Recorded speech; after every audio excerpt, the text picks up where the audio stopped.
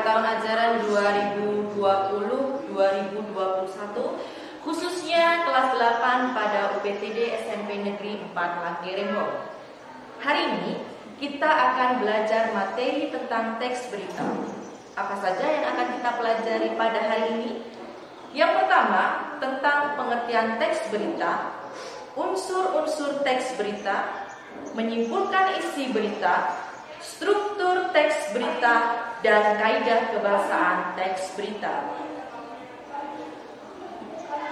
Pada era globalisasi saat ini, hampir setiap hari di media elektronik, di media sosial, di media massa manapun, berita sudah merupakan konsumsi sehari-hari. Oleh karena itu, saat ini kita harus benar-benar bijak dalam menyaring berita. Apakah berita itu bersifat hoax atau berupa sebuah fakta sehingga kita tidak gampang untuk menyebarnya lewat media sosial manapun. Baik, yang pertama saya akan menjelaskan tentang pengertian teks berita. Teks berita yaitu sebuah teks yang melaporkan kejadian peristiwa atau informasi mengenai sesuatu yang telah atau sedang terjadi yang bersifat aktual. Aktual di sini mempunyai arti bahwasanya sedang ramai dibicarakan oleh masyarakat dan baru terjadi. Apa saja unsur-unsur teks berita? Unsur-unsur teks berita yang pertama, what, apa. Yang kedua, where, di mana. Yang ketiga, when, kapan. Yang keempat, who, siapa. Yang kelima, why, mengapa. Dan yang keenam, how, bagaimana. Maksud dari keenam kata tersebut adalah what, apa peristiwa yang diinformasikan. Where, di mana peristiwa itu terjadi. When, kapan peristiwa tersebut terjadi. Who, siapa yang terlibat dalam peristiwa tersebut. Why, mengapa hal tersebut bisa terjadi. Dan how, bagaimana peristiwa itu terjadi. Di dalam bahasa Inggris, unsur-unsur tersebut dikenal dengan 5W plus 1H. Sedangkan dalam bahasa Indonesia dikenal dengan istilah adiksimba, yang merupakan akronim dari apa, di mana, kapan, siapa, mengapa, dan bagaimana. Hal ini bertujuan untuk memudahkan kita supaya kita gampang untuk mengingatnya. Selanjutnya, kita masuk ke materi menyimpulkan isi berita. Langkah-langkah yang harus kita lakukan, yang pertama yaitu membaca teks berita dengan cermat. Kedua, mengidentifikasi unsur 5W plus 1H. Yang ketiga, menentukan pokok-pokok isi terkait dengan 5W plus 1H. Dan yang terakhir, yaitu membuat kesimpulan berdasarkan pokok-pokok berita tersebut. Contoh menentukan pokok-pokok berita, silakan kalian simak contoh berikut ini. Judul berita, siswa SMP Indonesia sabut emas Olimpiade Matematika di Thailand. Pertanyaannya, yang pertama, peristiwa apa yang diinformasikan dalam teks tersebut?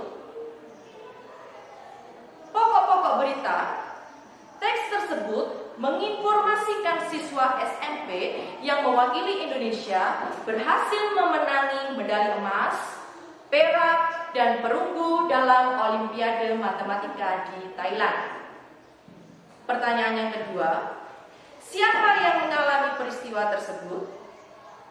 Pemenang medali emas, perak, dan perunggu pada ajang internasional ini adalah 8 siswa SMP dari Indonesia, yaitu Stenve Avrilium Wijaya SPK IPK Plus BSD, Hendrikus Hansen Witarsa SMPK 4 Penabur, Alvin Putra Budiman SMP Lab School Kebayoran, Aaron Alvairado Kristanto SMPK Petra 3 Surabaya, Nicholas Russell Sairang SMPK IPK Sunter 2, Farah Dwi Reswara Salim SMP Karisma Bangsa, Markus Leonard Wijaya SMP Teresiana 01, dan Mufli Naufal Maksi SMP Al-Azhar. Pertanyaan yang ketiga, di mana peristiwa tersebut terjadi? Peristiwa tersebut terjadi dalam ajang Thailand International Mathematics Competition TIMC 2016 di Chiang Mai, Thailand. Pertanyaan yang keempat, kapan peristiwa tersebut terjadi? Peristiwa tersebut terjadi dalam ajang Thailand International Mathematics Competition TIMC 2016 di Chiang Mai, Thailand. Pertanyaan yang kelima, mengapa peristiwa tersebut terjadi?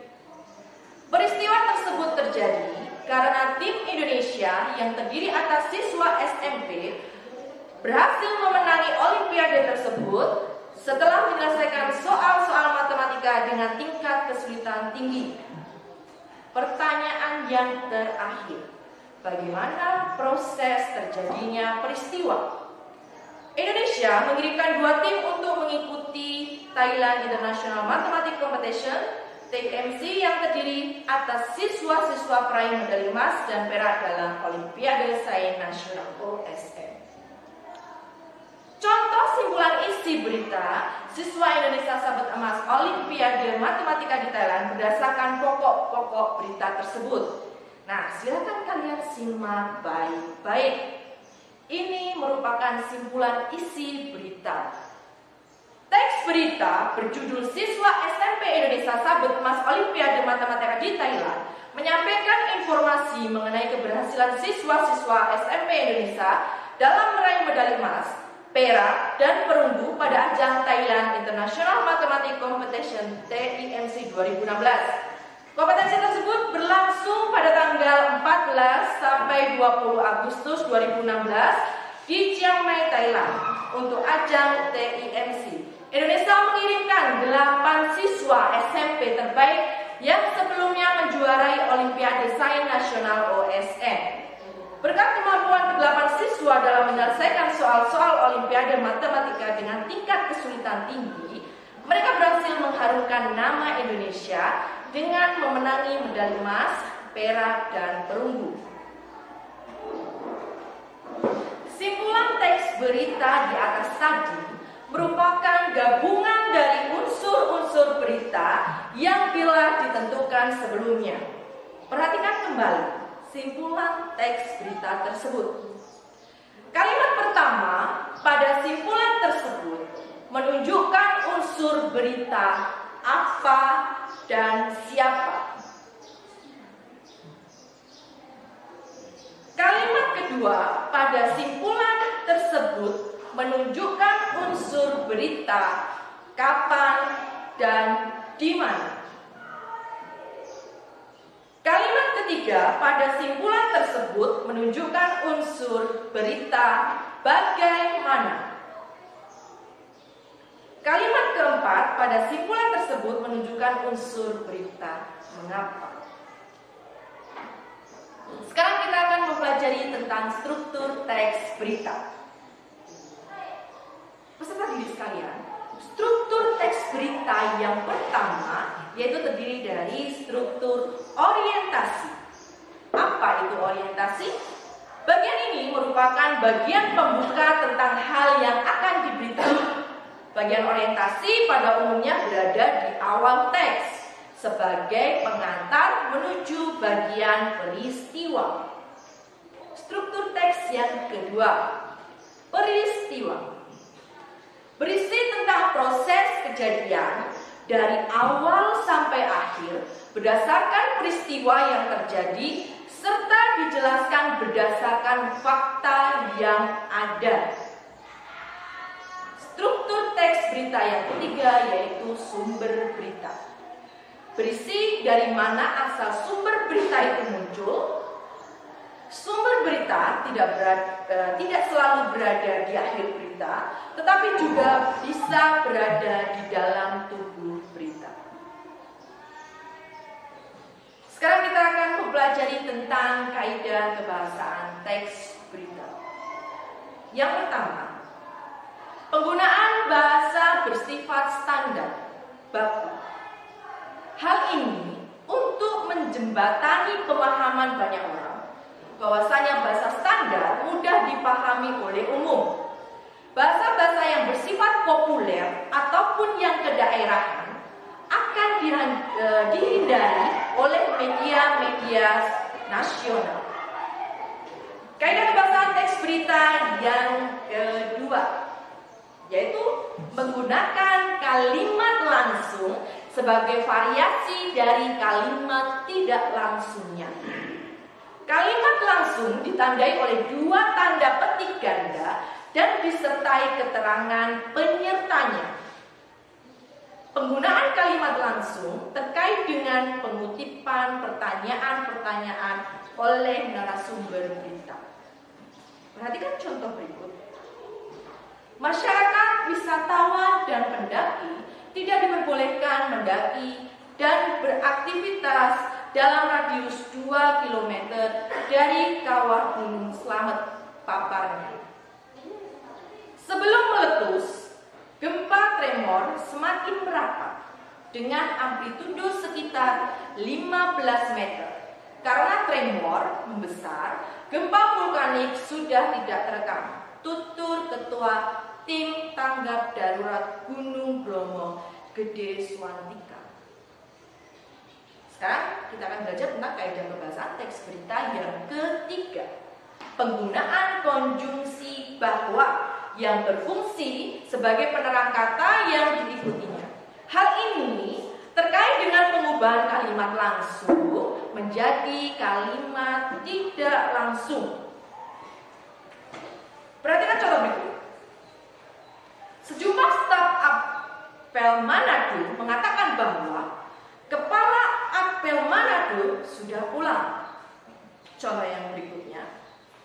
Ariana mengatakan bahwa ibunya pingsan dan tidak ada satupun orang di rumah yang bisa membawa ke rumah sakit. Masuk ke kaidah kebahasaan yang keempat. Penggunaan kata kerja mental atau kata kerja yang terkait dengan kegiatan dari hasil pemikiran.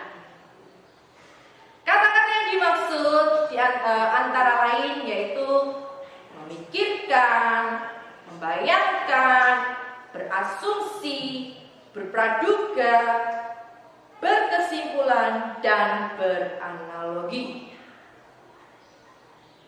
Contohnya sebagai berikut. Mereka memikirkan solusi untuk bisa keluar dari peristiwa-peristiwa yang memilukan itu. Sekarang masuk ke kaidah kebahasaan yang kelima. Penggunaan fungsi keterangan waktu dan tempat sebagai konsekuensi dari perlunya kelengkapan suatu berita yang mencangkup unsur kapan dan di mana. Perhatikan contoh berikut. Sekitar pukul 12.45 waktu Indonesia Barat, langit Riau tampak mendung. Contoh yang kedua. Gempa dengan kekuatan 5,4 skala Richter menerjang Maluku pagi ini. Sekarang kita masuk ke kaidah kebahasaan yang ke-6.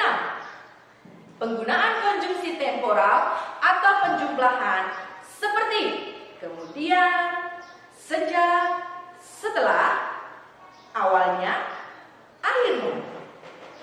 Hal ini terkait dengan pola penyajian berita yang umumnya mengikuti pola kronologis atau urutan waktu.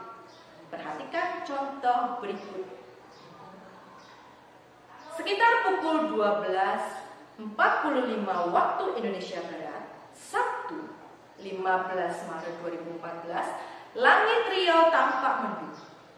Tak lama kemudian, hujan diharapkan semua masyarakat akhirnya pun turun.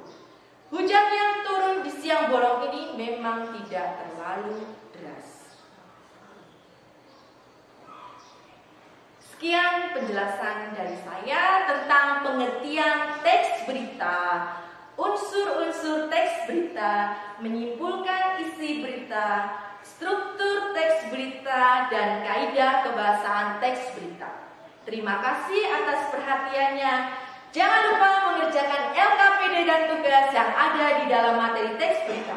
Sampai jumpa kembali di pelajaran Bahasa Indonesia kelas 8 dengan materi yang berbeda.